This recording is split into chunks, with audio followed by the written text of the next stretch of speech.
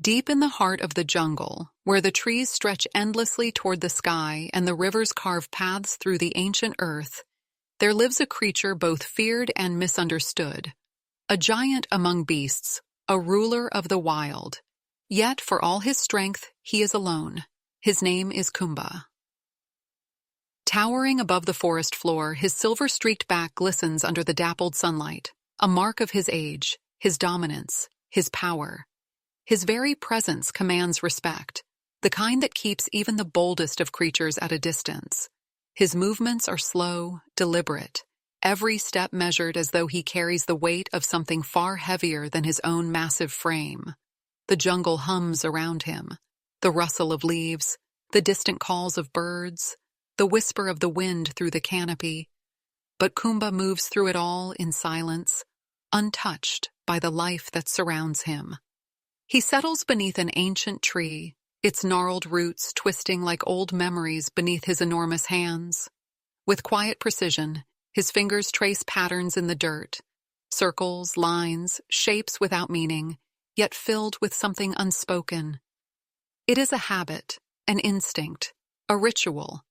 And yet, even as he draws, his dark eyes remain distant, unfocused, as if searching beyond the trees, beyond the world he knows, searching for something or someone.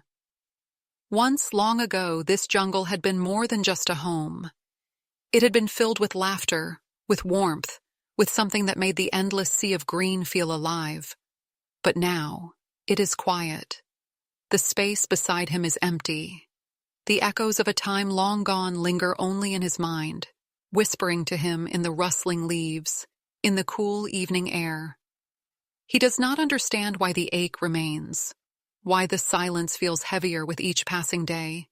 He only knows that he is waiting. For what? He does not know.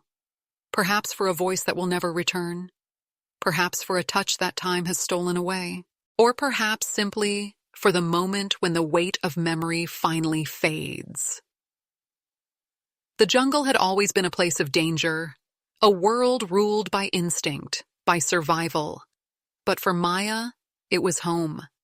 She had grown up with the rustling trees as her lullaby, the distant calls of howler monkeys as her morning song. She knew every path, every hidden stream, every whisper of the wind that danced through the leaves. Yet, on that fateful day, something was different. The air was too still, the usual symphony of nature was subdued, as if the jungle itself was holding its breath. That was when she heard it, a low, painful groan, barely audible over the hum of insects. It wasn't a sound of anger or threat, it was a sound of suffering. Her heart pounded as she followed the noise, stepping carefully through the undergrowth, pushing aside vines and branches until she saw him. Kumba lay trapped, his massive body half covered in dirt and leaves, a thick rope digging into his wrist. His breathing was labored, his dark eyes flickering with exhaustion. Maya's breath caught in her throat. She had heard stories of the great silverback, the king of the jungle, the untouchable giant. But here he was, vulnerable, struggling against the very thing that held him down. She knew the dangers. She knew what people would say. Stay away, don't get too close. A gorilla is unpredictable, wild. But Maya didn't see a monster. She saw pain. She saw fear. And above all, she saw something else, something unspoken, buried deep beneath the years of solitude. Carefully, she stepped forward, her hands shaking as she knelt beside him. Kumba's eyes met hers, dark and searching. For a long moment, neither moved. It was a moment that stretched beyond words, beyond reason. A moment where two souls, so different yet so alike, understood something neither of them could explain. Then with steady hands, Maya reached for the rope. It was thick and cruel, biting into his skin, but she worked quickly, her small fingers pulling and loosening the knots. The moment the final loop unraveled, Kumba let out a deep, shuddering breath. He did not move, did not lash out. He simply stared at her, his chest rising and falling as if trying to understand what had just happened. And then, slowly, he sat up. Maya should have been afraid. Any other child would have run. But she didn't. She stayed. And Kumba, the beast, the giant, the ruler of the wild, he did not leave either. In that moment, something unbreakable was formed, a bond that defied nature, that ignored fear, that existed simply because it was meant to be.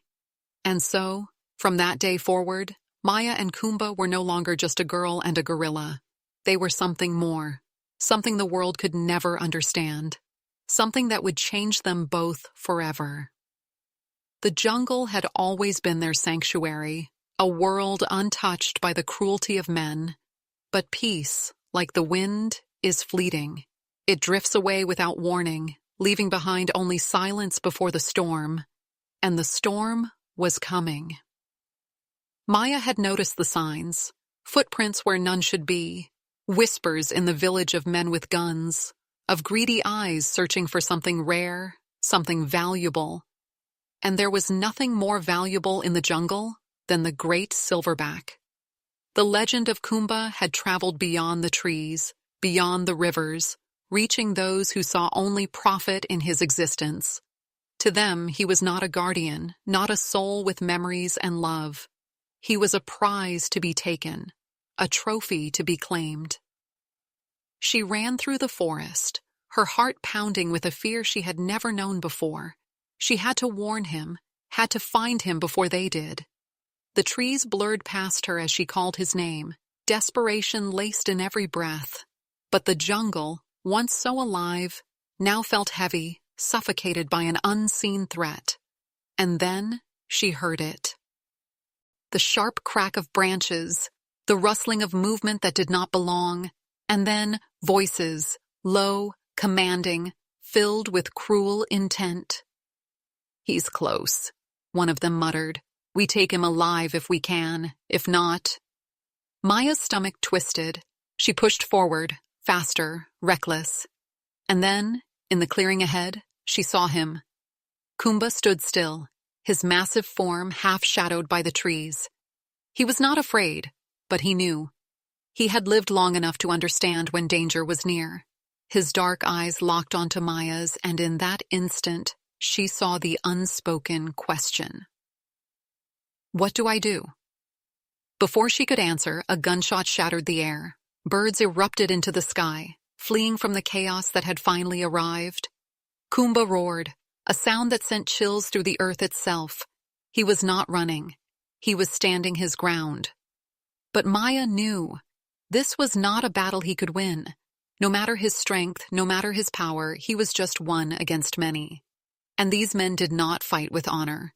They fought with steel and fire, with weapons that did not care for kings or legends. Another shot rang out, this one striking the ground near Kumba's feet. The message was clear. They were here to take him, dead or alive. Maya's voice broke as she screamed, "No! Stop!" But they wouldn't stop. They never would.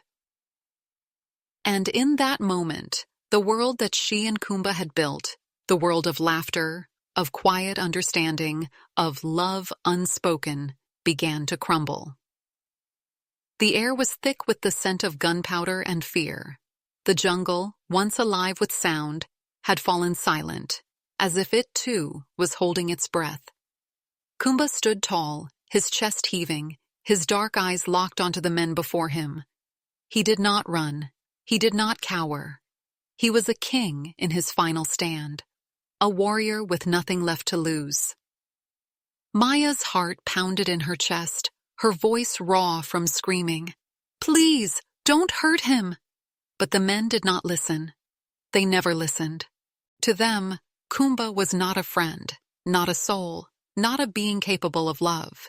He was just a prize, a rare, magnificent creature whose life meant nothing beyond the price they could fetch for him. A man raised his rifle, his finger tightening on the trigger. Maya's breath caught. The world seemed to slow, every second stretching into eternity. And then, a gunshot. The sound shattered the air, tearing through the silence, ripping through time itself. Kumba flinched, his massive body jerking backward. For a moment, Maya couldn't breathe. But then, he was still standing, The bullet had grazed his shoulder, but it was not enough to bring him down. Not yet. With a deafening roar, he charged forward, his strength like thunder, his fury like a storm unleashed. The men scattered, some falling back in terror, others raising their weapons, but Kumba fought. He fought like a guardian, like a protector, like a soul who had known love and refused to let it be stolen from him. He swiped, knocking one man aside, sending him crashing into the undergrowth. He tore through ropes and nets, his breath ragged, his body bleeding, but he did not stop. Maya reached for him, desperation in her eyes. "Kumba, please, we have to run." But it was too late. Another shot. This time it did not miss. A deep, hollow thud echoed as the bullet found its mark. Kumba staggered, his massive frame trembling. His breath came in short, painful gasps. He looked at Maya, his dark eyes softening, as if memorizing her face, as if trying to tell her something without words. She ran to him, tears streaming down her face. "No, no, no, you're okay. You're going to be okay." Her hands pressed against his wound, but there was nothing she could do. His body, once so strong, so unshakable, was failing him.